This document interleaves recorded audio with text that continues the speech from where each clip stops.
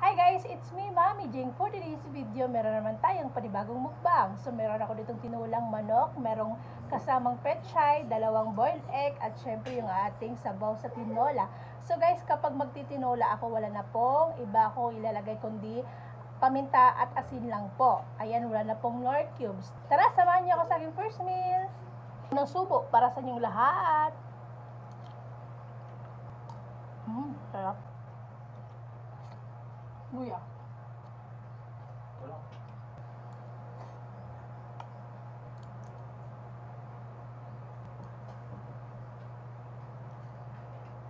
Sarap.